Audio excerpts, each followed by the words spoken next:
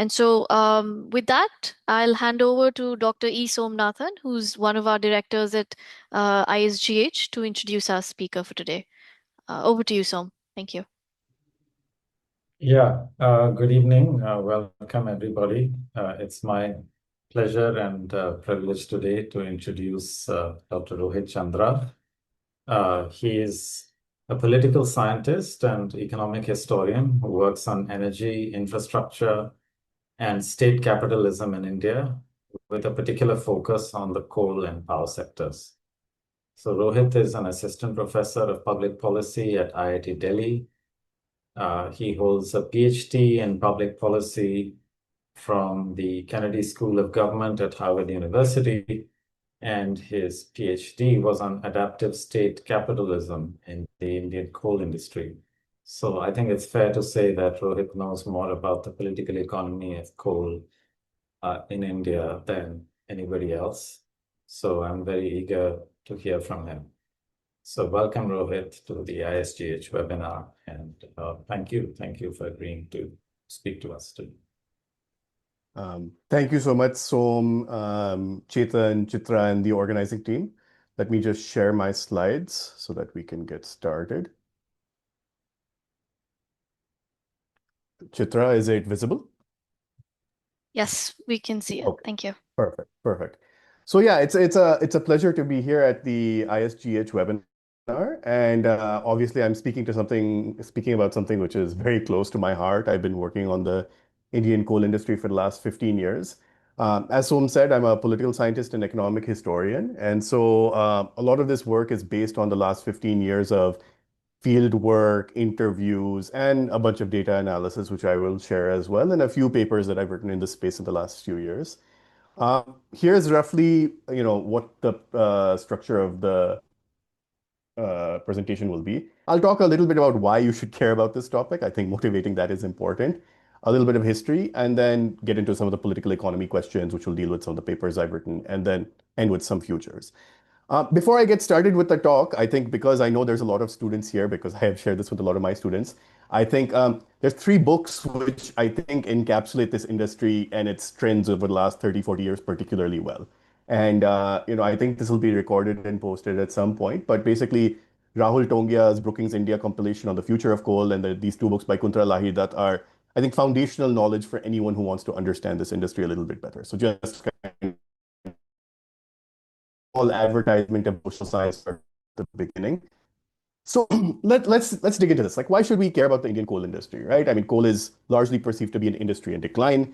It's, obviously on the wrong side of the energy transition in terms of kind of a carbon emitting fuel. And yet there's a huge amount of dependency on it in India. So these are a bunch of headlines I picked up literally in the last week, right? And obviously much of this is exacerbated by, the war in West Asia and other kinds of things. But it's very clear that kind of the fuel of emergency in India is coal, right? Especially now that the power sector is so ubiquitous compared to 50 years ago. Promises of 24/7 power, big chunk of the energy mix. It's very clear that while India needs to decarbonize in the medium to long term because of climate change considerations, because of air pollution considerations, because of a whole bunch of reasons, that doesn't seem to be happening, right? In fact, the industry is growing. And so I'm going to share some basic statistics, aggregate statistics about coal use in India to motivate why I think more people should be studying this sector, and then get into some of the political economy questions that are at the heart of this discussion, right? So, first things first, coal in India, why should you care? Part of it is that it's obviously a huge chunk of India's energy mix, right? So whether you look at EIA data or BP statistical review data, all of these kind of long-term trackers of energy use in countries show that, while India is only 7% of global emissions and there's all kinds of equity questions, 70% of India's emissions come from energy, and 65 to 70% of that comes from power generation is coal. So that's not something we can avoid. And honestly, it's scaled up considerably in the last 30, 40 years, which is the period that I study as well, kind of the post-nationalization evolution of the Indian coal industry.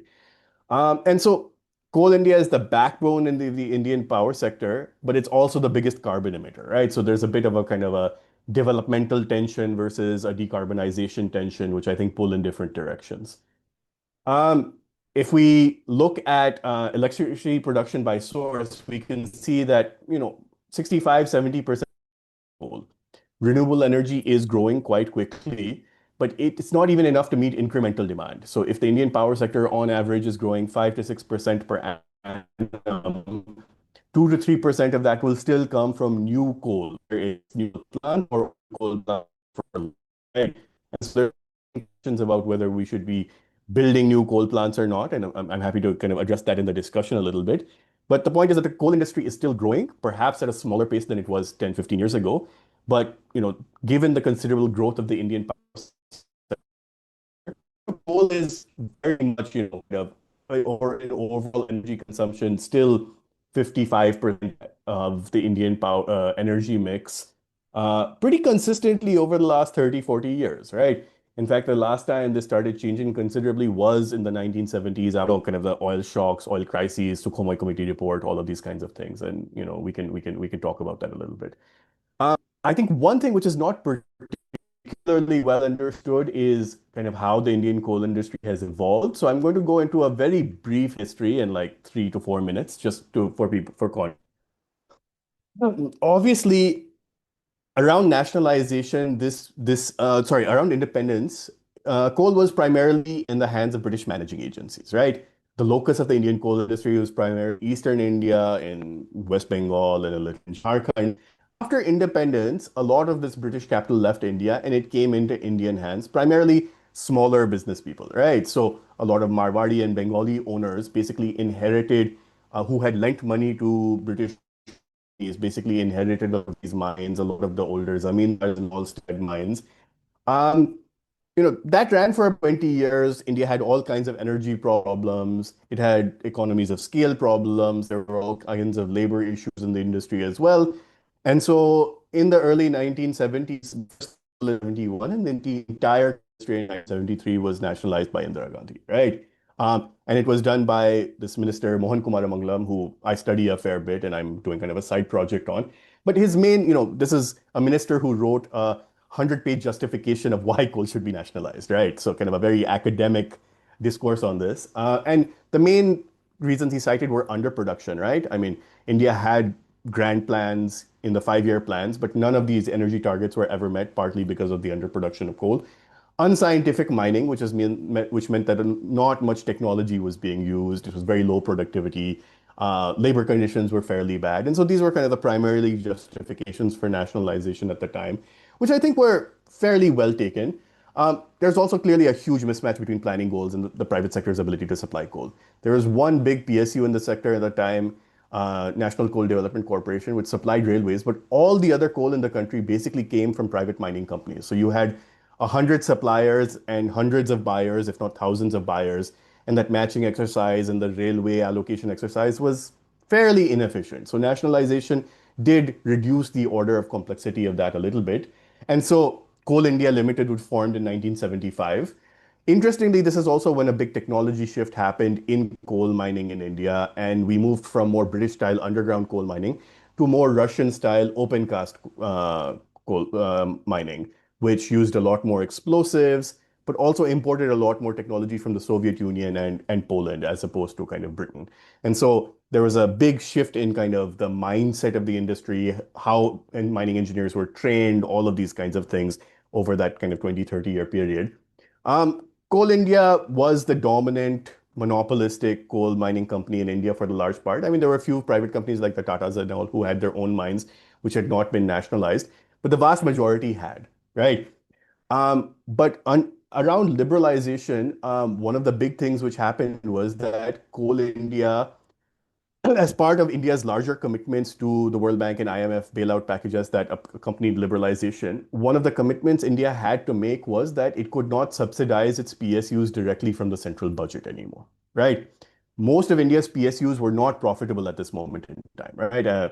There's this great line that one of the Coal India officers told me that, like, look, before liberalization, our motto was coal at any cost. This was primarily engineers who were running the industry. They didn't mind if Coal India lost a little bit of money because it was more about providing energy and energy security to an energy-starved nation. Cost was a somewhat secondary consideration. Obviously, post-liberalization, costs and finances became the most important thing. And suddenly Coal India could not get money directly from the central budget if it was losing money, right? So Coal India had a bit of a financial crisis. And during this financial crisis, the World Bank stepped in with an $800 million, almost billion-dollar loan to basically bail out Coal India, but also structurally reform it in all kinds of ways, right? And so then all kinds of interesting kind of changes happened during that period. Coal India's the profit motive obviously started entering Coal India in a much bigger way while the World Bank loans were under function. And interestingly, this is when financial professionals started running Coal India as well, right? And so the first finance chairman of Coal India, P.K. Sen Gupta, came in the early 2000s. Later in the 2000s, Partha Bhattacharya became chairman. And these were both people who were not mining engineers, but financial professionals, right? So clearly, kind of the organization's philosophy is changing a little bit. Um, and the kind of end of that particular story is that in 2009, Coal India had an IPO, and for a very short period, was the most valued company in India by market capitalization. Then the price crashed and things changed, but it's still among the top 20, 30 companies on any given day, right? And so it is one of the most valued companies in India today. And I think we'll see why when I present a little more data. Today, I think about 35% of Coal India is publicly listed, 65% is still held by the government of India, right? And they've been incrementally selling off bits and pieces as part of asset monetization strategies and to make the budget whole and disinvestment and other kinds of things. One of the big changes from the 2000s onwards, which accompanied these World Bank loans, was allowing the private sector to re-enter the coal industry in a big way, right? So after nationalization and because of the Contract Labor Act and other kinds of things, Coal India essentially had 750,000 people became government employees overnight, right? At its peak, Coal India employed almost 7.5 lakh people. Just for comparison, today that's probably around 2.1, 2.2 lakh people permanently employed. But what started changing from the late 90s to early 2000s onwards was that contractual labor started re-entering, and in particular, outsourcing companies, where Coal India would basically give an outsourcing contract for a particular mine to a private company to run a mine, right?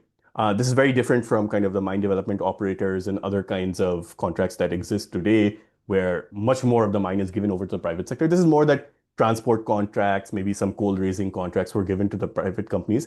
And there was a certain arbitrage between the high costs of labor for government employment versus the lower costs of labor for contractual employment. And these private outsourcing companies were able to take advantage of that arbitrage in big ways, but also, I mean, be far more efficient than some parts of Coal India, at least.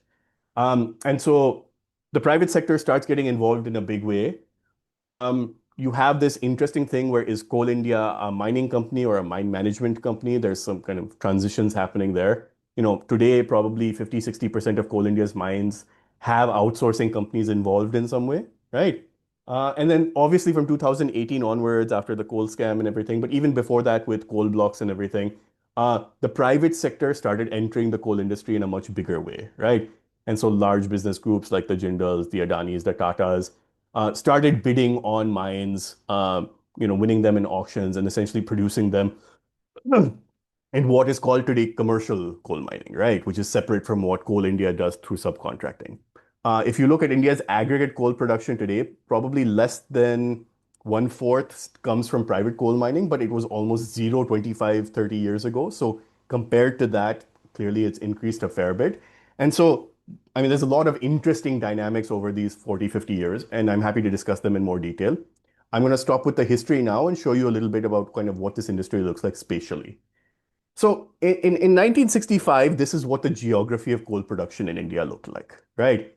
The vast majority of coal was mined in eastern India, and 32% was in Raniganj, right? So this is an industry which is primarily concentrated in eastern India at that time, with some patches in other places.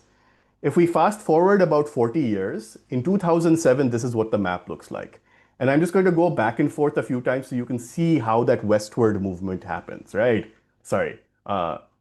Basically, after these World Bank loans kick in the late 1990s, one of the things that the World Bank kind of pushes very hard is opening of new open cast mines, and specifically in areas which did not have older mines which were loss making, right? Part of the conditionality of the World Bank loans was that the World Bank would not make loans to subsidiaries of Coal India which were loss-making. And most of the loss-making parts of Coal India were in Jharkhand and West Bengal. So essentially, the central and western subsidiaries were created, right? Mahanadi Coalfields Limited, Southeastern Coalfields Limited were partly created, I mean, they were created slightly before, but were basically hived off in response to some of these pressures because their DNA was very different from the DNA of the older subsidiaries, which tended to have more underground mining, which had tended to have much more Coal India labor, whereas MCL and SECL started in the early to mid 90s, and their DNA had much more outsourcing in it, right? They had much fewer permanent employees. And so you can see that Chhattisgarh, Madhya Pradesh, Odisha, parts of Telangana start becoming much more productive. And the older areas still produce coal, but now, the biggest producers of coal in India are Mahanadi and Southeastern Coalfields Limited, right? Which were only came into being probably in the 90s. So they've only been around for about 30 years. So there's been a big shift in geography. And with that shift in geography, a big change in the business model of how Coal India runs these mines, right? Just an aside that Telangana has had its own state PSU for the longest time, Singareni Collieries Company Limited. And so that is not part of Coal India. But most of my work is focused on Coal India. And so that's what I tend to talk about. Just to reiterate the power generation point, right? You can see that capacity and actual generation are very different things, right? And it's interesting because I think, if I'm not mistaken, India just announced part of its NDC today in a cabinet press briefing. But most of India's NDCs, at least on the generation side, are linked to the left graph, not the right graph, right? It's about capacity. But the one thing which doesn't get talked about enough, at least in my opinion, is that most renewable energy plants only run 10-15% of the time, if even that much, right? Coal plants, on average, depending on their age and a whole bunch of other things, tend to run between 30 to 50% of the time in the capacity utilization factor.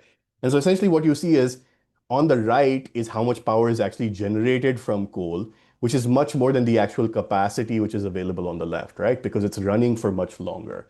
Whereas the solar and wind, depending on whether the sun is there, the wind is blowing, maybe you're lucky you'll get 15-20%, kind of utilization during the day. And so, the saving grace of the Indian power sector, especially in terms of investability in the last few decades, has been this 5 to 6% annual growth rate, right? Because the demand is growing constantly, and because we always need to generate new power, especially in the last 30 years, power is always going to be a sector where, hopefully it should be investable. And this is why you see a lot of foreign companies, Canadian pension funds entering this space in different ways. Not so much on the coal side, but more on kind of the renewable side and everything, right? Where kind of massive transactions have happened over the last decade and a half. So, that's a lot of kind of summary. I think some of the big political economy trends which I have seen in my work is, first of all, the progressive domination of coal by central entities, right? If you go back and, it's like I've read Dr. B.C. Roy's diaries, right? And it's interesting that in the 1960s, Dr. B.C. Roy actually was trying to form a Bengal industrial policy which is independent of the central government to some extent, right? Part of the reason he could do that is because Bengal had access to its own coal resources. This was pre-nationalization, right? After nationalization, that dynamic changes considerably, right? Because if you don't control your own energy resources, then the negotiation becomes much more lopsided. And so essentially, after nationalization in 71 and 73, part of the fiscal compromise between the central government and state governments was that, look, the central government will control all coal resources in the country. Literally, if coal is under the ground, it belongs to the central government. That's how the coal nationalization laws were framed. But to use that coal, a certain amount of royalty will be paid to state governments, right? And something like 15-20% of annual revenues actually end up going as royalties to state governments. So coal is not just contributing to the profitability of Coal India, which is itself a very profitable company these days, but it's also contributing to basically the revenue receipts of state governments. So a lot of these coal-bearing states are fairly dependent on coal. I'll show you some numbers on this in a bit. And so, so there's a bit of the control has gone to the central government, and the nature of the compromise between center and states has been primarily around these royalty and some other control related issues. Um, Interestingly, I mean, if you look at coal politics, coal was actually instrumental in two statehood movements in India as well, right? Whether you look at the Jharkhand movement with Xavier Diaz and Shibu Soren and kind of all of these other leaders in the 1990s, which led to the formation of Jharkhand in 2001. And then later on in Telangana as well, right? A lot of the kind of anxiety between Telangana and Andhra Pradesh was that Telangana was the more hinterland part of the state, but was not getting the benefits, whereas all of this power generation which was happening was basically benefiting coastal Andhra. That was part of kind of the articulation of the TRS and kind of this Telangana movement, which eventually led to the formation of the state. And so, in some ways, I think having control of those kinds of resources has been a source of political power in more than one way, right? Whether it's financing, whether it's votes, whether it's union mobilization, other kinds of things, which I'm happy to discuss in the Q&A. Um, I think the last part of this is, we're in this age where everything is turning into a bit of a federalism issue, right? That on one hand, you have states which have coal resources and other kinds of things, but on the other hand, the biggest drag on state balance sheets happens to be power sector debt, right?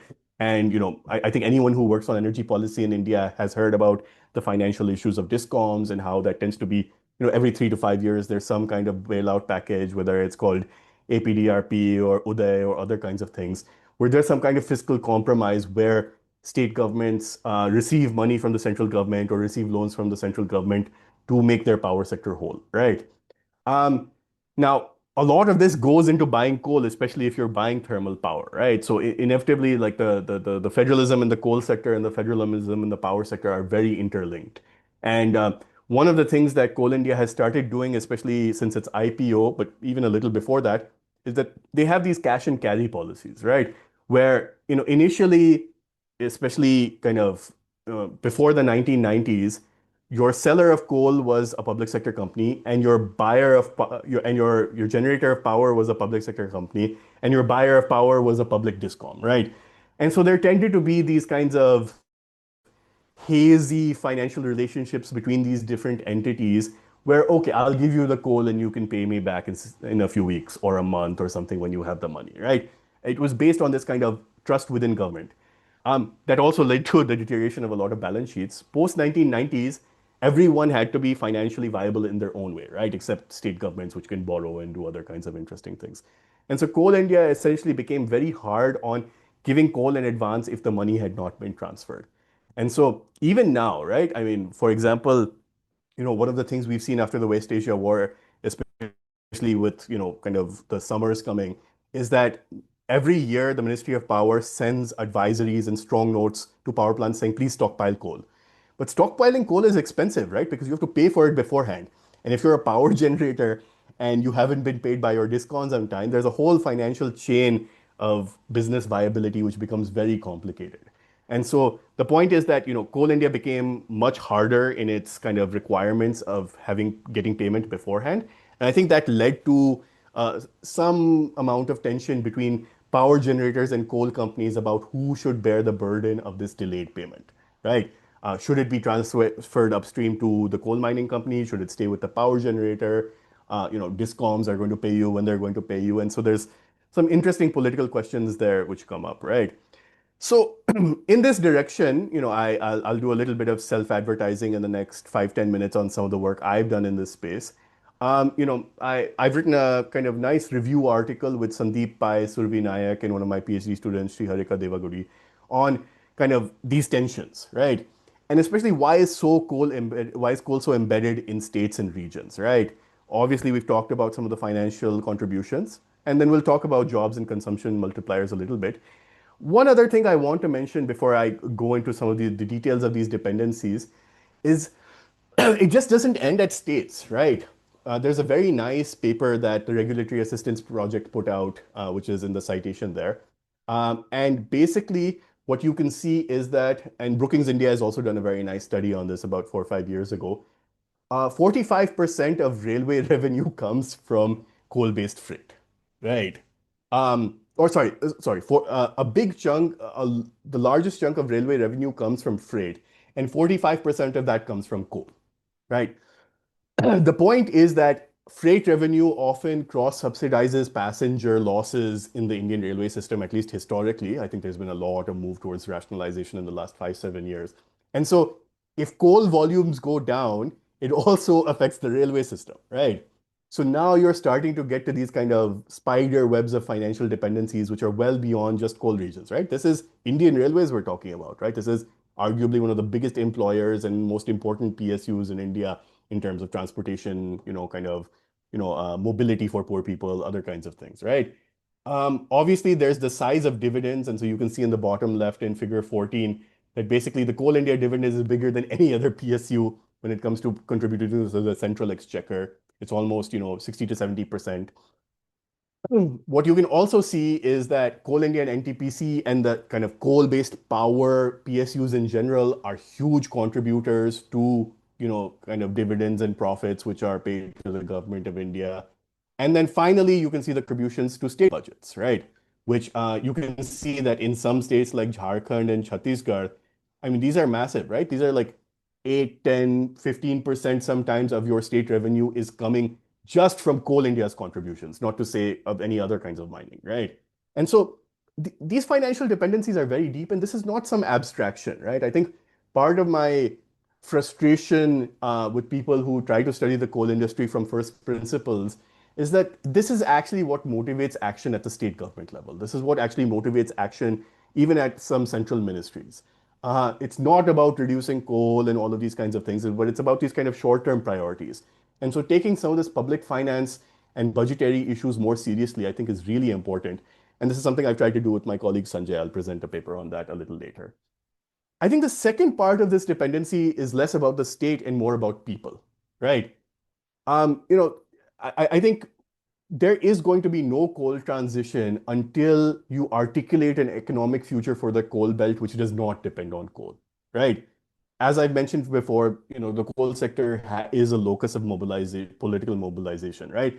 I remember interviewing an MP once and asking him, every 5, 10 years, people say we should privatize the coal industry, right? Why do we have this oligopolistic company called Coal India? Why do they control so much market share?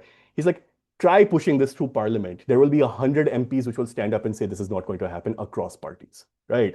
Uh, from coal-bearing states, even from non-coal-bearing states, when they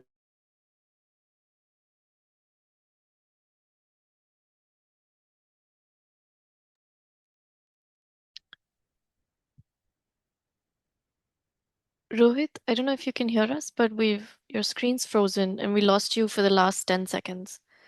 Okay, can you hear me? Yeah, now we can hear you. Okay, so yeah, I'll just reiterate the last 10, 15 seconds if that's okay. So I mean basically I was saying that there is a big blocking coalition even in parliament, forget state legislatures, which doesn't want mass privatization of the coal sector, which benefits from the status quo in the coal system. So when I think about political economy and when I think about things like sustainable transitions and net zero transitions, you have to deal with this first before you can get to those kind of idealized modeling versions of the world, at least in the kind of work I do as a political scientist. And so my estimate, and other people have confirmed this, whether it's National Foundation of India studies, is that somewhere between 10 to 15 million people depend on coal for their daily livelihood. Only 2.1 lakh are employed by Coal India, probably another few 100,000 between Singareni and some of the other companies. Contractual employment is much larger, right? So probably somewhere between, I think 3 to 5 lakh people actually work physically in mines in the coal industry. You have all the transporters, right? Which is another huge constituency.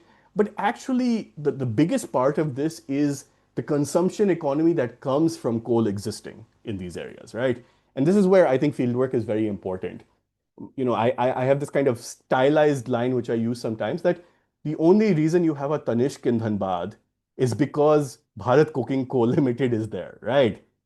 It is a source of consumption. It is a source of massive wages in the area, right? It's one of the few companies which is actually actively spending money there and kind of lubricating the local economy in terms of why do you have big mandis there? Why do you have FMCG and big retail shops there, right? All of those kinds of things.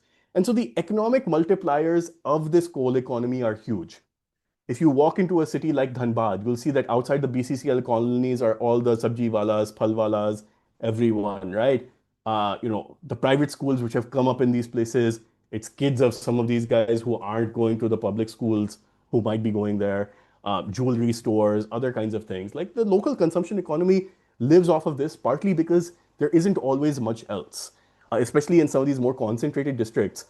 Coal can be something like 20, 30, 50% of district GDP, right? Not that we have great GDP estimates at the district level, but roughly I think that's the right order of magnitude, right? The other thing, and we can talk about this a little more, I'm not a deep renewable energy expert, but I've been studying this for the last 10 plus years, is that at least in Eastern India, you are not seeing this coal to renewable energy transition. I'll show you some maps in a little bit about where kind of renewable energy is coming up versus where coal is. But basically, Eastern India contributes less than 2, 3% to all of the solar that's generated in the country, at least at a grid level, right? And so you have this spatial exclusion of coal and renewable energy adding to some of these kinds of things, which I think makes it a problem. Here's the good part, right? This is what median coal-related employment looks like in India.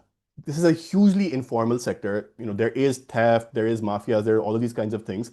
But literally hundreds of thousands, if not potentially millions of people, are making their living every day doing what's shown on the screen, right? Which is these, kind of cycle walas who are essentially going to mines early in the morning, putting a few hundred kilos on their bike, taking it to a local market, selling it, making a few hundred rupees, and that's literally their income for the day, right? Maybe they do this a few times. Convincing these people to leave coal is easy as long as there's something else, right? But unfortunately, our coal deposits and our coal mining also tends to overlap with some of the kind of lowest socioeconomic indicator areas of India, right? Whether you look at poverty metrics, whether you look at literacy, whether you look at health, across the board, I mean, especially in places like, parts of Jharkhand, parts of West Bengal and all, right? These are places where, whether you want to call it a resource curse, whether you want to say that coal companies came there so the state neglected these areas, I mean, there's all kinds of theories of why they're underdeveloped. But the point is that they don't have vibrant private sectors. The public sector is what has been keeping these places afloat, right? So as much as we may want to dislike the coal industry because of its carbon footprint, it had a developmental footprint over 50 years in these areas, which needs to be considered, right? And so just going back to this map a little bit, basically what this map shows is concentric buffer zones across coal blocks of how many people live within the coal, within 25, 50, and 100 and 200 kilometers of coal blocks, at least in eastern and central India. And basically you can see that within 25 kilometers, you have already almost 30 million people. And this was, 2015 estimates, right? So it's probably even more now. I'd say at least 20, 30, if not 50% of those people are dependent on coal in some way or the other, if not directly for employment, indirectly, right? Their son will work as a coal transporter. He doesn't work for Coal India, but he's involved in moving coal. Or you'll have a chai shop, and that chai shop will use coal, right? All of these kinds of small informal things. And so the degree of informality in these kinds of places is staggering, which is why I think formal economic statistics does not always capture this particularly well, right? Coal may be related to one of the three jobs people are doing, right? They may be doing other things during other seasons and other kinds of things as well. The other thing is that coal is part of the welfare architecture in a lot of these areas, right? In the 1970s, a lot of places these mines existed were hinterland areas, right? And so whether it's schools, hospitals, training centers, housing, water supply, Coal India was never particularly good at this 10, 15 years ago. I think it's gotten much better recently. But Coal India provides housing for millions of people. It provides water to millions of people. I mean, when the local state failed at providing services, part of the local social contract, at least until the late 90s, early 2000s, was to provide all of these kinds of things. When Coal India does land acquisition, it is still far more generous than private companies tend to be, right? And so when you don't have other kinds of options, the Coal India school, the Coal India hospital and dispensary, these kinds of things end up being very important. And in fact, politicians often use those things as measures of progress in some of these areas, at least historically. Obviously, a lot of that has changed since the profit motive has become more important, but there is still a there's I think, a love-hate relationship with Coal India in some of these areas. Some people clearly benefit from the developmentalism. I wouldn't say it's the vast majority of the local population, right? It's people who live in these coal coals, and probably another 5-10% of a district's population. And that too often tends to be politically mediated, right? So, I mean, when we have our imagination of what a coal district or a coal region looks like, right? It's the social system. It's an ecosystem which has developed over the last 50 years. And those are the kinds of tangled dependencies which we have to slowly unravel if this energy transition is going to happen in any realistic way. Okay, so one thing I want to show is this spatial mismatch, right? So here's a map of where India's major coal deposits are, right? Most of it is in eastern or central India, a little bit in Tamil Nadu, around Neyveli. There's a little bit in Rajasthan, but I mean, most of it is fairly low quality coal. So for the most, focus on this area in the east and the center is where Coal India operates. That's where 95-96% of India's kind of domestic coal is produced. Look at that region. Now look at the highest insolation and the highest wind. On the left, you have a map of India's solar resources, where the best resources are to the south. And on the right, you have a which directly maps which power is generated when you put wind turbines in certain areas. The red areas tend to be, I mean, other than the yellow areas and green areas, which there are very few, the red areas are the ones of highest density, and as you can see, tend to be in the west and the south as well. And not surprising, these are also the states which have been kind of the most commercially successful last 30 to 50 years, right? Gujarat, Karnataka, Maharashtra, Tamil Nadu, to some extent Kerala, Andhra Pradesh, and all, right? And so one of the larger questions that I've been dealing with, and this is working with Sanjay Mitra, has been very useful. Sanjay is a professor of practice in my department. He used to work in West Bengal as a civil servant. He also used to be head of one of the discoms in Bengal. So him and I have been working on a paper, worked on a paper which is now published last year, looking at regional equity, right? And we were asked fairly basic question, right? You can look at the paper if you want. I will summarize it very briefly in the next 5-7 minutes, which is that the CEA put out these projections in 2020 on what an optimal generation mix for the Indian power system looks like. Now, obviously, new studies come out by the CEA every few years, so this tends to get revised. But assuming that this is kind of one authoritative projection of what the Indian power system should look like, right, put out by the Central Electricity Authority, which has most of the knowledge of the Indian power system, can we project what the implications are for state finances? And essentially, looking at their optimal generation mix and projecting, essentially what we did was we divided states into VRE poor, variable renewable energy poor, and variable renewable energy rich states. The variable renewable energy rich states are the ones I just showed you in the maps before, right? So these kind of western and southern states, which tend to have either solar or wind, and also tend to have better commercial ecosystems, frankly, right? Basically, what you can see is if we take these projections and move them forward, kind of 2, 5, 10 years, the vast majority of your solar and wind is actually going to be produced in these VRE rich, right? These blue and brown parts of the graph. Very little is actually produced in VRE poor states, which is also tends to overlap with core bearing states a little bit, and then also includes Punjab and a few other states. We have a bunch of assumptions. I don't want to go into this in too much detail. You can look at the paper, and I'm happy to have that conversation later. But basically, we made a whole bunch of assumptions about economic growth, power growth, how much coal is used to generate power. And basically, there were two primary effects we were looking at on state balance sheets. Our major concern was how does this projection of what the power system looks like affect state balance sheets, because power is such a huge source of expenditure for state governments, right? And essentially, there's two things which would really hit VRE poor states very hard, right? One is that if you lose coal royalties, a certain assumption that India is going away from coal-based power generation, RE is going to grow massively, and so there's going to be more procurement of renewable energy. Unfortunately, this has a dual impact on the balance sheets of coal-bearing states because you lose coal royalties, which I have shown you earlier in the presentation, but you also have to make out-of-state payments on power procurement, right? Which earlier may have been made to states within, to generators within the state, right?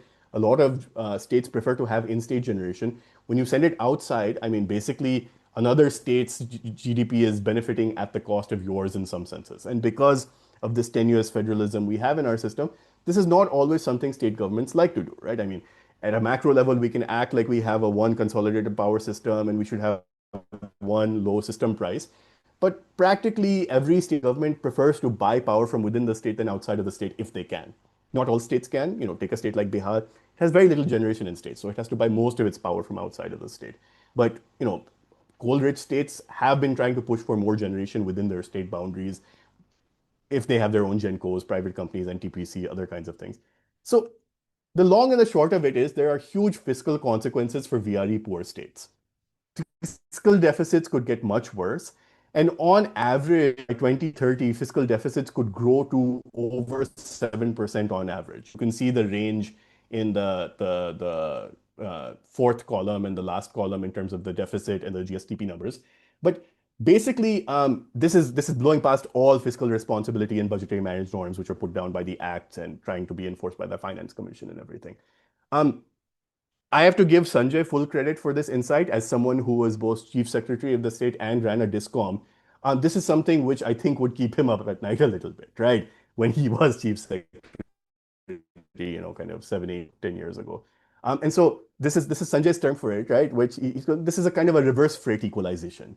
Among people who studied economics, especially in Eastern India, there was this concern that in the 70s and 80s, this policy of freight equalization led to a lot of resources moving from Eastern India to other states because railways did not charge as much for freight, trying to equalize access to coal, steel, other kinds of things. And so there was this, I think somewhat justified anxiety among Eastern Indian economists that our states which have the resources, because we don't have the commercial environments, we have not been able to take advantage of our endowments and our natural resources. Sanjay likes to call this reverse freight equalization, where not only is the coal going away, but now you're sending money outside of the state to buy renewable energy, primarily from Gujarat, Rajasthan, Karnataka, Andhra Pradesh, Tamil Nadu, etc. Right? And so the fiscal math and the federal politics that accompany that doesn't quite square well, right? And so this is something we were trying to highlight in this paper. Okay, so I'm going to zoom out a little bit. I'm almost done. I have another maybe 3-4 minutes worth of material. But basically, if we zoom out a little bit, I think it's worth thinking about what is changing and what needs to be understood, right? And I think these are in future research, which especially for the younger people who are attending, I think would be productive areas. Frankly, and this is something which I study quite a fair bit, that what role do these state-owned enterprises and these PSUs play in the energy transition, right? Whether it's Coal India generating, Coal India providing 70 to 80% of all coal in the country, whether it's NTPC generating 25% of India's power, ONGC, doing most of the exploration, oil, the public sector, oil management companies doing most of the refining and providing of fuels and everything. It's very clear that the energy economy has not been mass privatized the way other things have, like, for example, telecom, right? And because of that, I think a lot of these public sector companies, and discoms can also be included in here. Also, they're in a somewhat different bucket. They have kind of different issues. They're not going away. They're a source of power for both line ministries and ministers and other kinds of things. And so, I do a lot of work on looking at how these PSUs are used to support the energy transition. Just to give you a few examples, a lot of Coal India CSR money goes into solar deployment and other kinds of things. NTPC now has a listed company which does renewable energy, right? Which is under the parent company. BPCL and IOCL are basically being told to procure green hydrogen to fuel their refineries as part of the green hydrogen push in India. And so there's a lot of procurement potential, commercial knowledge of local areas that exists in these PSUs. And so how do you mobilize that, right? I think is an interesting question. It's also because these companies answer to ministries, which answer to political masters, but also have the profit motive. There's an interesting hybrid of motivations that come with these companies, which is worth understanding, right? In that direction, kind of what is the kind of federal carrots and sticks and incentives which can encourage more experimentation in this direction of energy transition, right? Many of you may have heard that Jharkhand had started its own kind of just transition task force, West Bengal, I think, was considering doing something similar. We'll see something like that after the election. Let's see what happens. But the point is that, a lot of countries are doing this at a central level where they're bringing all of the players to the table and saying, look, this energy transition is necessary. We need to decarbonize. We have these strong goals. We have international commitments. How do we do this together? Unfortunately, I think in India, nothing like that has happened so far, right? The power sector is doing it itself, coal, separately, all of these kinds of things. There's some kind of broad coordination like Niti Aayog and all, but it's not a coherent strategy yet. Um, like the German kind of coal commission might be an interesting model, and I've written about this in Indian Express and other places, how India needs this kind of committee to come to some of these federal claims can be discussed, debated, negotiated, etc. And obviously, public finance can play a big role in this process, right? I think we're seeing this with the green hydrogen economy in a big way. That, I mean, you can talk about green hydrogen a lot. Ultimately, if there isn't a buyer of green hydrogen in this country, it doesn't matter. And the only buyer of green hydrogen in this country right now is big oil refineries, which use hydrogen as part of their, kind of chemical processes and as fuel sometimes. I think the other part of this is what's going on with renewable energy. And I think that, this is a whole other presentation, but I'll just drop this here, is that part of the reason renewable energy isn't expanding particularly quickly in India is because it was done in a very top-down kind of interstate transmission system way, which is actually very different from the inherent characteristics of renewable energy, which make it more decentralized, right? If you look at the German energy Wende, if you look at even parts of kind of the Chinese adoption of solar energy at scale, a lot of it actually plugs into state grids, right? Not the central grid. And so there's kind of big option, get big international capital to commit to large solar parks approach. I think we're seeing a reorientation through PM Surya Ghar and other kinds of things, but actually the decentralization is the solar and wind energy in respect. So, let's see if we'll see. I think we've seen some movements in that with the Ministry of Power. And then this is like, I have net zero plans in my life to not read too many of them anymore, unfortunately, right? I think after a point, modeling macro variables is only so useful unless your scenarios are actually saying something interesting about the local places which actually have to deal with these decisions, right? And we can have all of these very nice energy and carbonization convert Delhi. Last 5 years have I seen wanting to take these things more seriously, right? I mean, it's literally within my career, I was giving similar presentations 10 years ago, and honestly, I thought the coal industry would last much longer. Now I think these conversations are moving to state capitals, district collectors are getting more involved, MPs have an interest, solar deployment and other kinds of things which they wouldn't have bothered with. So I think understanding these trade-offs is much more productive as an area of academic inquiry than top-down macro modeling, where you can do something for all of India, but India has so many states, so many political environments, so many procurement environments and everything that by generalizing, you lose any explanatory power for anything interesting, at least from a policy perspective. Right? You may write a very nice academic paper. As someone who teaches School of Public Policy and tries to teach policy research, I think what is actionable and what do people care about are the kinds of interesting public finance and other kinds of variables that I'm talking about here, right? And so, organizations like iForest and WRI and all have been doing this very well, I think, in the last 5, 7 years, where they're plugging into state governments and providing them analysis, insights, ideas, sometimes these kinds of directions to make better decisions on where do I procure my next, who do I sign my next PPA with, right? How do I make land acquisition easier for renewable energy, right? How do I make it easier for an RE company to connect to the grid? Right? These are all kind of very fundamental questions, which are sometimes still being worked out right now. And then finally, I don't like doing too much soothsaying on the quantitative front, right? What I'll broadly say is that looking at all the projections that are coming out, we're probably going to see coal increase for about the next 5 to 10 years, plateau, and then decline at some point. When how will happen things here are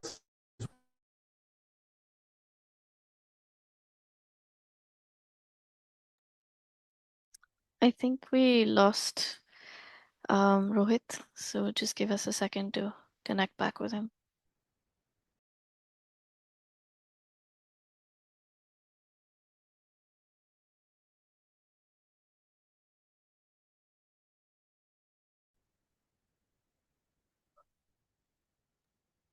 Yeah, Rohit, we lost you for a minute. Yeah. What was the last thing you heard, Som? I'll just start there.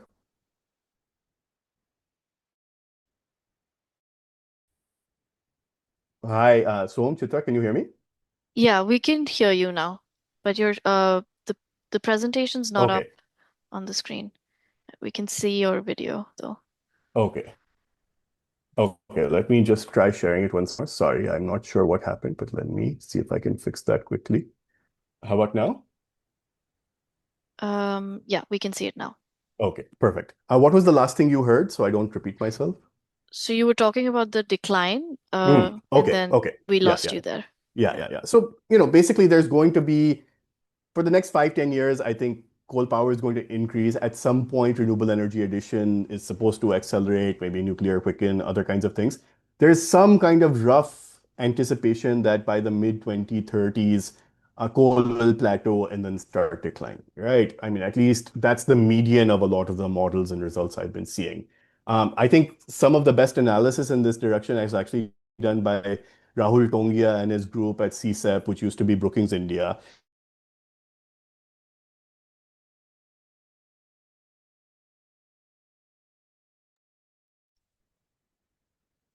Rohit, I think again, your screen is frozen. I think your internet is being a little Hmm. patchy. But now we can hear you again, so please go ahead. Oh, I'm sorry. So I think there are a lot of headwinds against coal, not just of climate issues, right?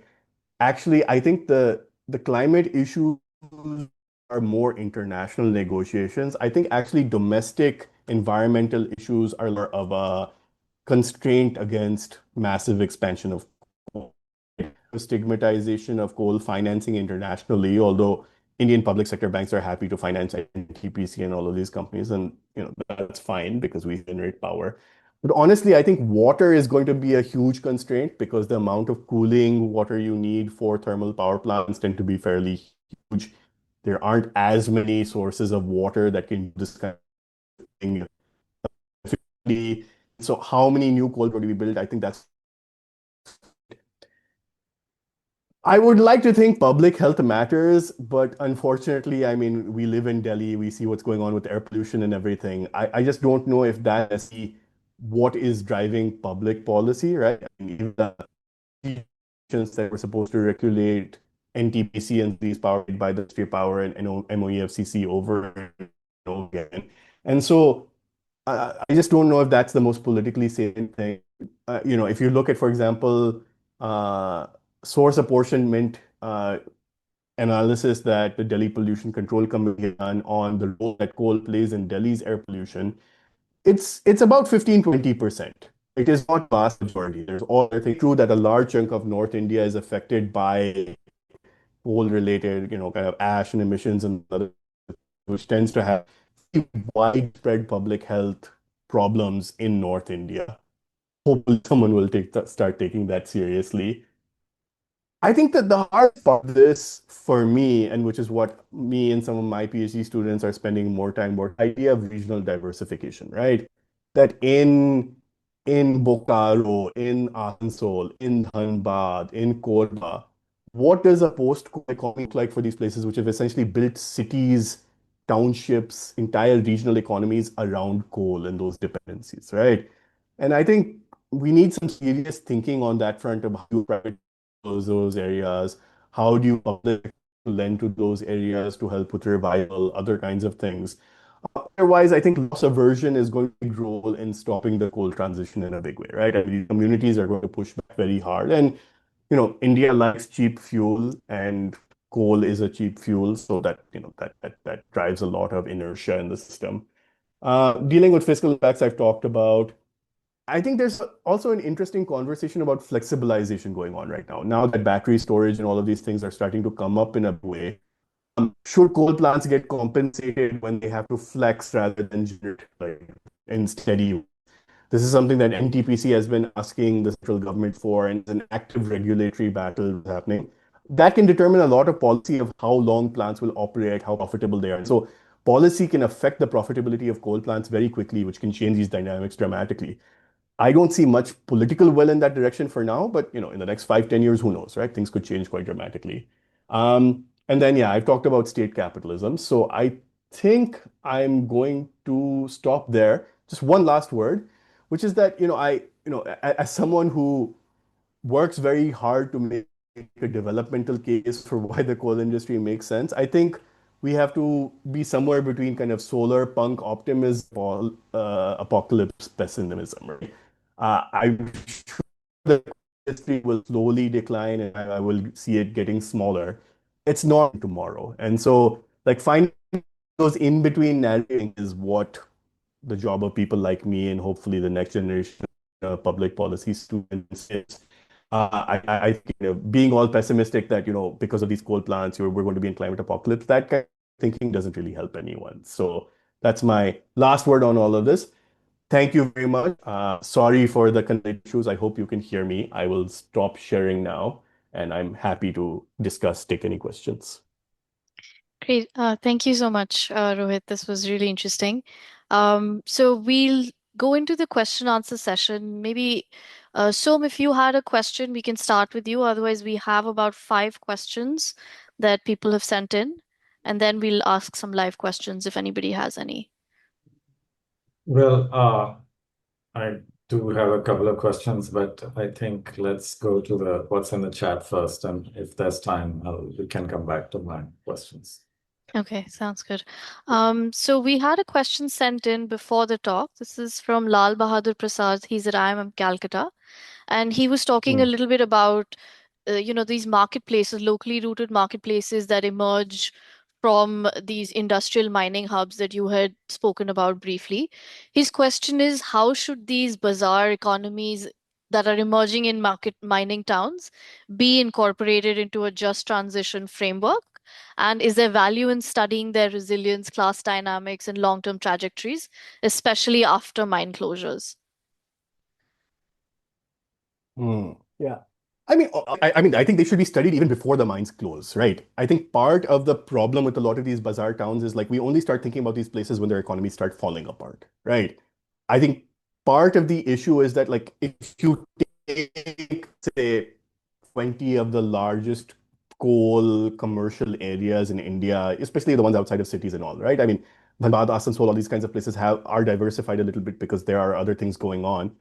I just don't think there's a very good sense of how much of this consumption is rooted in the surplus generated by the coal economy and what else could generate this, right? I mean, there's a version of the world where, like in parts of the Rural Valley or West Virginia, some of these mining towns may die, right? In the sense that the young people will leave, old populations wane, they become less kind of generative and less kind of economically kind of vital in their own ways.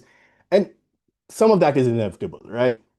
But I think a there's a lot of value in trying to describe what is going on in the local consumption economy and bazaar economy and see if there's any way of substituting coal-based surplus demand with anything else in the region, right? Is there a way where you can save a certain bazaar economy by making sure that the private sector invests in XYZ, right? Value-added agriculture, fishery, and there's 100 different things you can do depending on the nature of local resources, the nature of local money available. My main issue with a lot of this is a lot of these regions function on informal sources of finance. They're not getting SME loans from SBI or HDFC, right? So if you want the formal financial system, which is the biggest chunk of the Indian financial system to actually support these areas, you also need them to be economically legible, right? You need good consumption data. You need to know how many mandis are there. You need to know FMCG data on who is buying how much of what, right? I think, for example, CMI's CPHS data is a very good place to start looking at those kinds of things to try to describe these bazaar economies.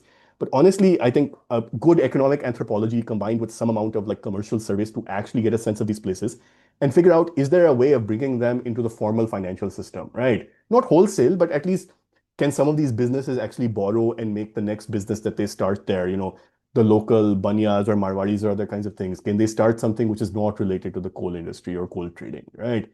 I think there's a lot of value in studying these bazaar economies. I just don't think you should wait until the closure.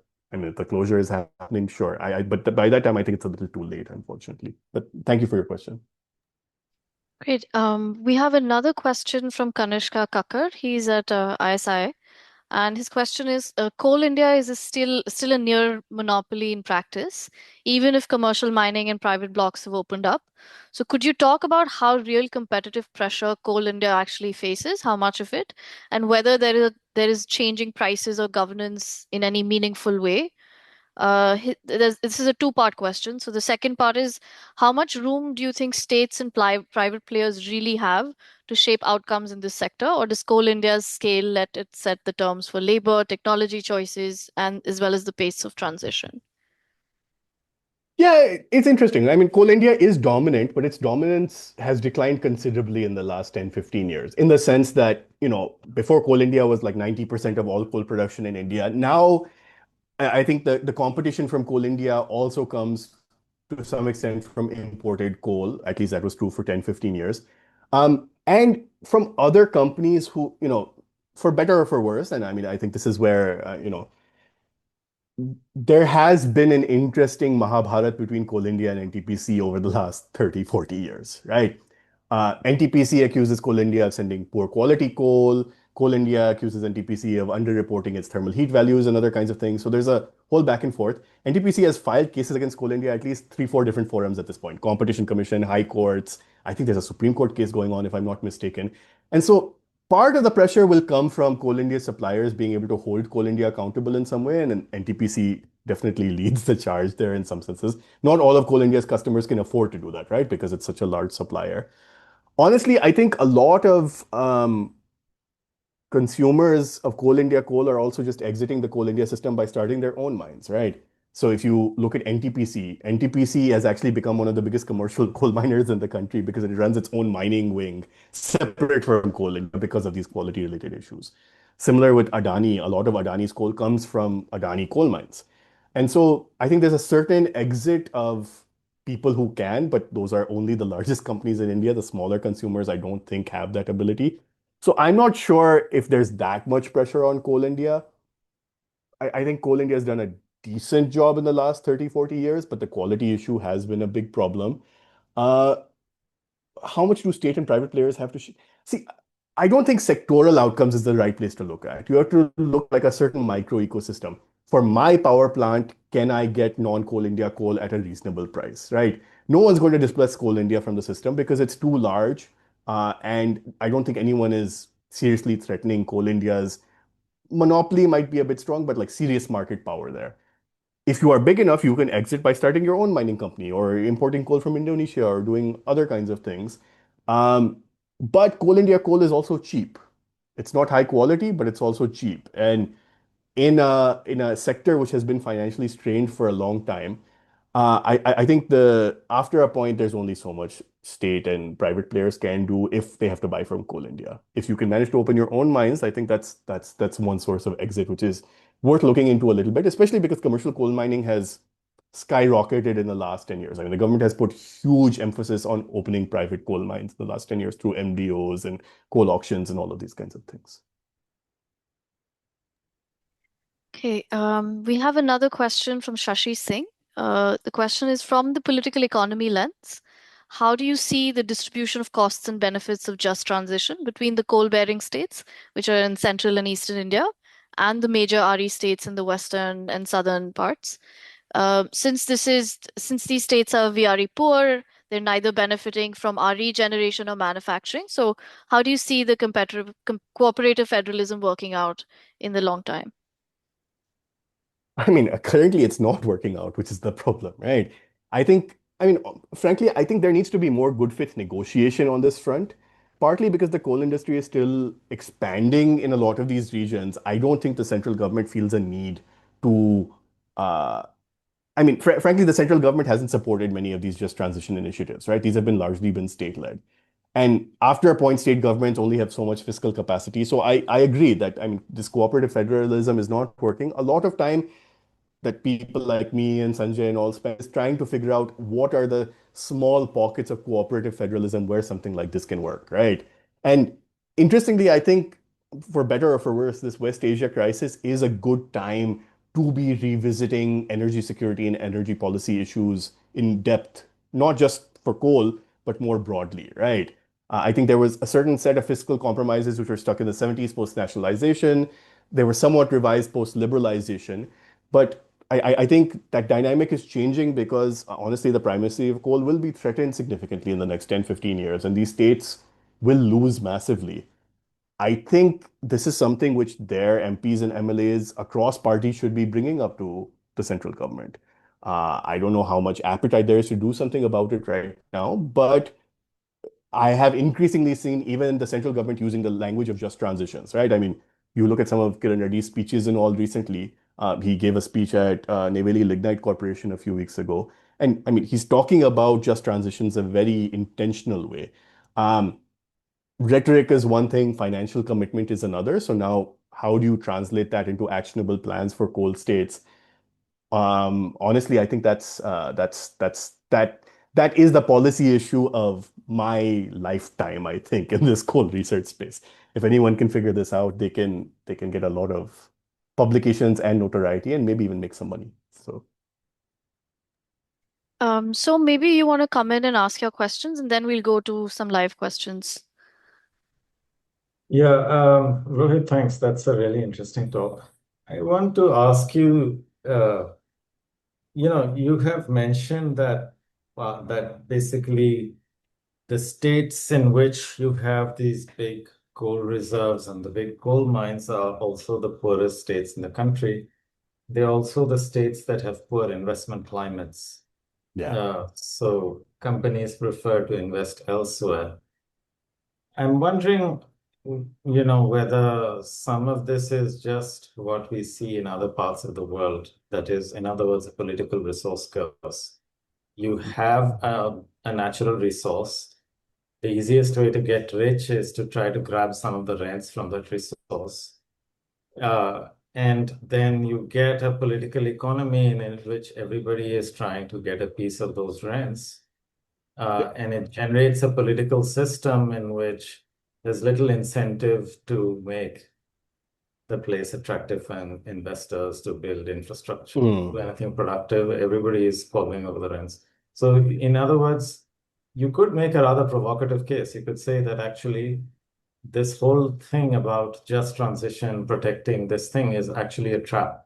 The reason people are poor is because of the persistence of coal. If you kill coal, then you'll get out of this trap. Now, it's said that way, it's kind of brutal. That's not going to happen in a pretty I've heard it before, won't so happen in a yeah, pretty yeah. way, but I do think that that has to be taken seriously because we see Yeah. the same thing in many parts of the world. So there's no reason to believe this is different. Yeah, I mean, so I think I agree and I disagree with some of the things you've said. I do think that some of these places are going to inevitably decline and there's nothing you can do about it, right? I just don't think that's true for all of them, especially since some of these are like thriving cities which have existed for like 100 plus years at this point and have some economic dynamism other than coal, right? The places which are 100% coal, maybe that's a lost cause. I mean, I I don't want to be as brutal, but that might be the truth. You're not incorrect. But I do think that there's a lot of these places where maybe 20, 30, 40% of district GDP is coming from coal. But there are other things. And with some amount of proactive planning, I mean, ultimately, this is not a coal question. This is just an economic development question, right? Eastern India has missed the bus in a big way on economic development writ large for various reasons, some of which have to do with the resource curse, but that is not the only thing that's going on there, right? I think that may be a dominant explanation, but I don't think that covers every possible place. I do also, I'm from this region, I care about it. And I think part of what I hope that the intellectual class, the political class, and all are able to do much better is to figure out a way of fostering some kind of alternative developmentalism, even if it comes at some kind of financial cost, right?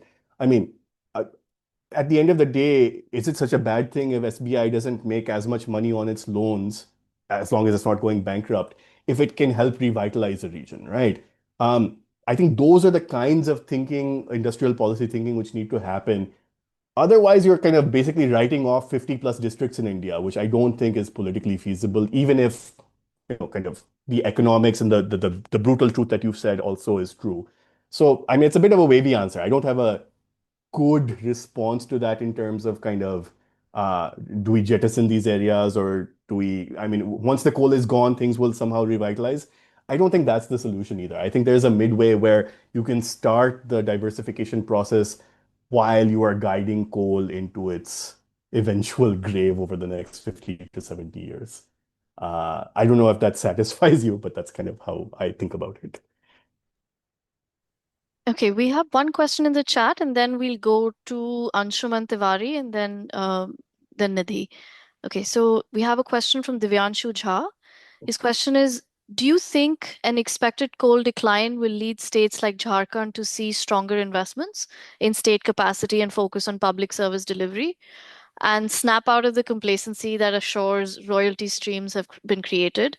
Or will that worsen an already thin state presence? I mean, Divyanshu knows this better than most people, but I mean, look, one has to be hopeful, right? I I remember people who, when Bihar and Jharkhand were being separated, they had intentionally joined the Jharkhand cadre because they thought that that would be a clean slate, right? That Bihar has its own politics and political legacies and other kinds of things, and so Jharkhand was going to be the clean slate. I think within 5, 10 years, it was clear that, I mean, that kind of royalty, extractivism, and other kinds of things, Bihar may have been doing it with the Jharkhand, but Jharkhand Mukti Morcha leaders were doing that to the state themselves as well. Uh, I do think that the decline in royalty is existential in some ways, right? And so I think it needs facilitation, right? States with weak state capacity don't naturally snap out of that themselves, right? I mean, as someone was saying, fighting over a small pie rather than trying to get the pie to grow are two very different mentalities. And from all the time I've spent in Jharkhand, a lot of it is still fighting over that small pie rather than the growth encouraging kind of entrepreneurial investment climate creating kind of mentality because of the myopia that comes with political fundraising and other kinds of things. I do think that with the right kind of support from financial institutions and the central government, that state capacity can be pivoted in a different direction, right? One very basic thing that, for example, the rural development kind of administrative ecosystem and the energy and coal administrative ecosystem barely talk to each other at all, right? The Ministry of Coal guys don't know what schemes are going on in these coal districts on the rural development side. What is Manrega doing? What is PM Awas doing? All of these kinds of things. The local bureaucrats often know these kinds of things. But if you can even just have a little better coordination among some of those kinds of schemes, I think a lot of alleviation can happen, right? I mean, as I said, we're trying to alleviate the poverty of cycle wala. It's not hard to convince these people to move away from coal. But I think you also have to convince the administrative ecosystem that, and the political ecosystem that I mean, to put it in a cynical way, kind of according to there's other rents to be had, right? It's not just coal that can give you rents, it's other kinds of things that can as well. And as long as you can show some of that hope, I think politicians are very willing to pivot to the newest cool thing as long as it makes them a little bit of money, right? But yeah, Devanshu, that's my cynical response to that. Thanks for your question. All right, Anshuman, now we'll turn to you. So please go ahead and ask your question. Thank you, Chitra. And thanks, Rohit, for a great presentation. Really great exposition of all the knotty issues. Actually, the phrase that you just used, the administrative ecosystem, is kind of what my question was about. As someone who went to university in an area which is dominated by coal in Dhanbad, and you see a lot of people who go into Coal India and then mid-ranking officials, senior officials in Coal India, and that whole ecosystem, the contractors, etc. There's not just vested interests, but even a sense of, I mean, from the international climate negotiations perspective, it's why are people telling us what to do? But it's sometimes, just to take an example, there's this thing about air pollution as well, which, this policy decision last year is a good example of essentially the rescinding of the requirement of having scrubbers in coal plants. And it came about somewhat questionable. It came about as a result of a lot of opposition from some of these senior officials who basically just say that, well, SOx from flue gas in coal power plants does not cause secondary particulate pollution. Very questionable. Right? So, Yeah, yeah, and yeah. so then like invested interests, and these guys have a lot of power, like the administrative ecosystem, as you've described it, Hmm. CILs of India, so many other institutions. What I found interesting was that some of these institutions are pivoting towards trying to get solar, like Sure. NTPC has this arm. And so I'm just trying to think through how you could actually use that administrative ecosystem in a positive way, and whether you think that is possible. So I'm trying to Yeah, understand yeah, why yeah, yeah. BC is doing that, if it's purely Mhm. financial, the old fogies who have the problem, or if it's deeper. No, no, it's not the full fogies that are the problem, right? I have interviewed at least 15, 20 coal secretaries in the last 15 years, right? And almost every living chairman of Coal India except a few. Coal India was trying to make a case to diversify into solar 15 years ago, right? And the Ministry of Coal said no at that time, right? So I think, interestingly, I think Coal India actually has longer time horizons and more strategic thinking than sometimes the ministries do, unfortunately, right? Part of it is, are the ministries willing to reach them in that direction, knowing that this is going to step on people's feet, this is going to go into areas which other ministries are responsible for anything. I mean, Coal India is already bidding on solar auctions in a bunch of places. It already deploys a fair amount of solar. I always had the imagination that, Coal India's engineering and financial and civil engineering expertise could be used for all kinds of non-coal activities if only they were allowed to do so. Now, that would not be financially profitable, right? So how does a publicly listed company be used for developmental purposes? You know, there's some interesting thinking to be done there.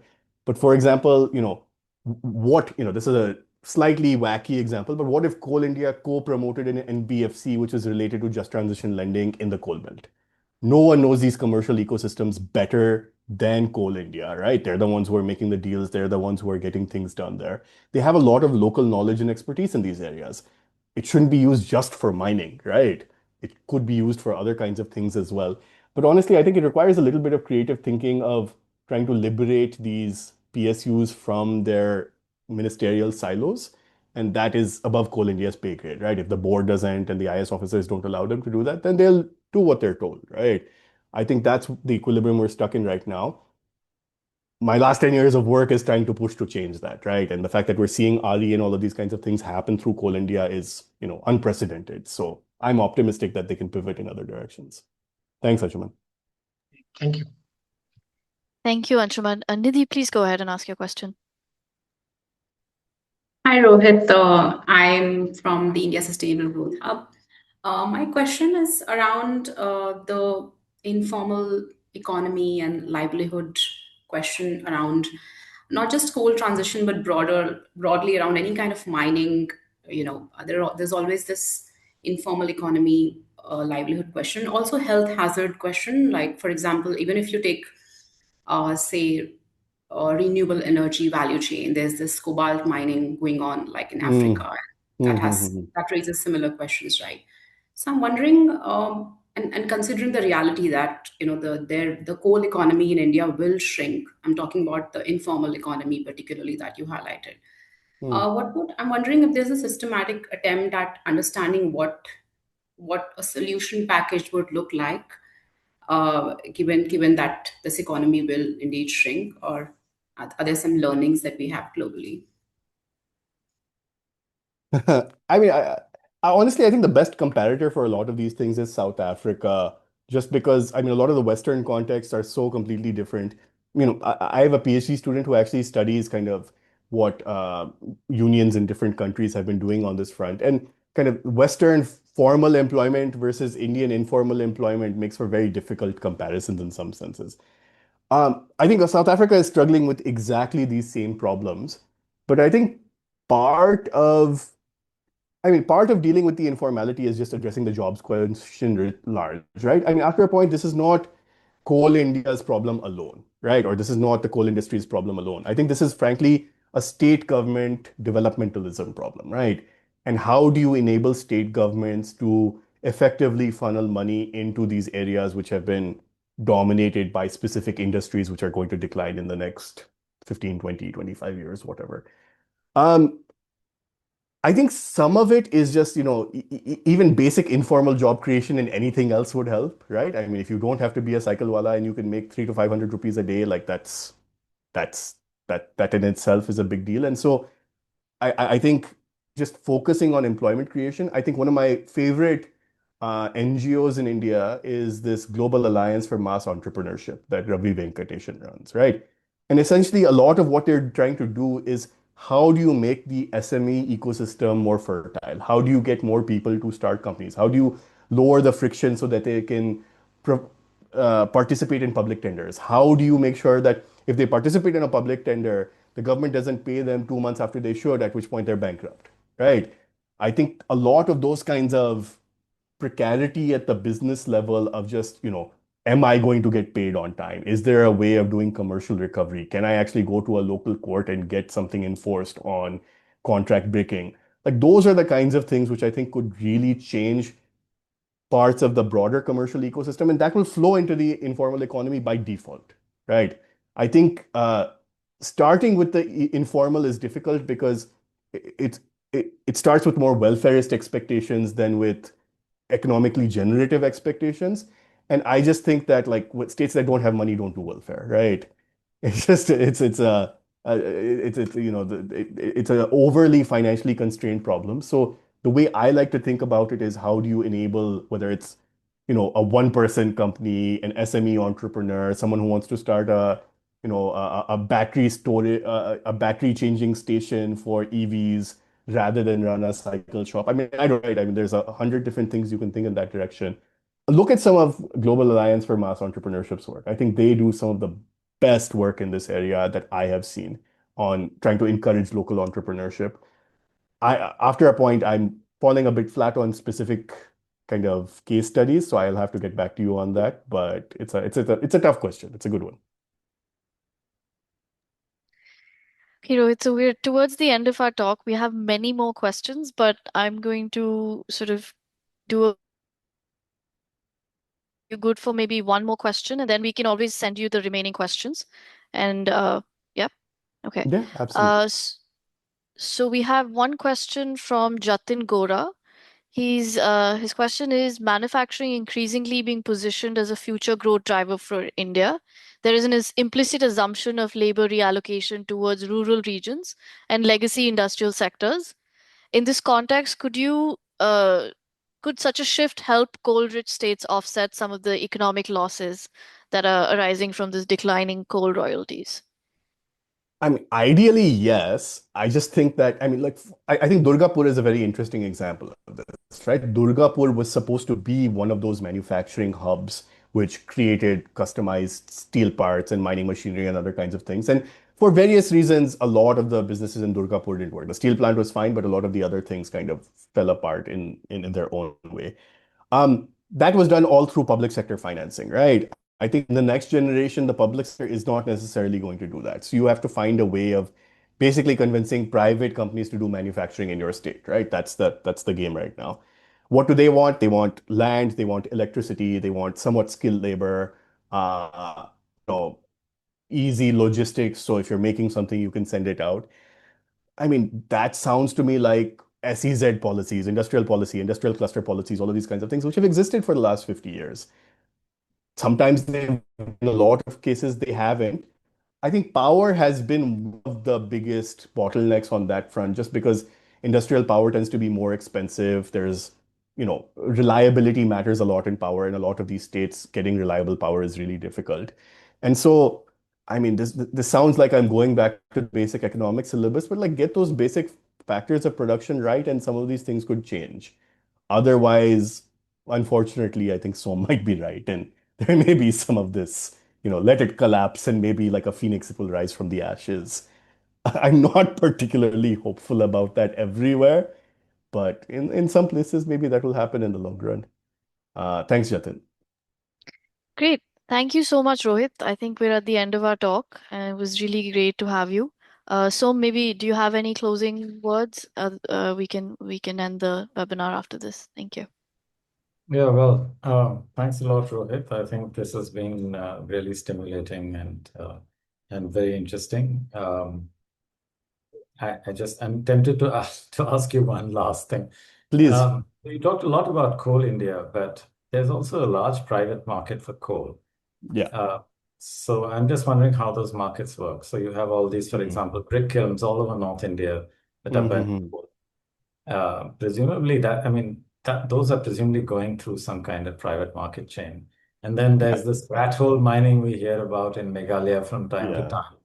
So there's a whole industry outside this yeah. big state behemoth, Mhm. which is not even organized. So it's not these Yeah, big absolutely. companies that have their captive coal mines and so on. So Mhm. you didn't say anything about that and how it relates to the rest. Yeah.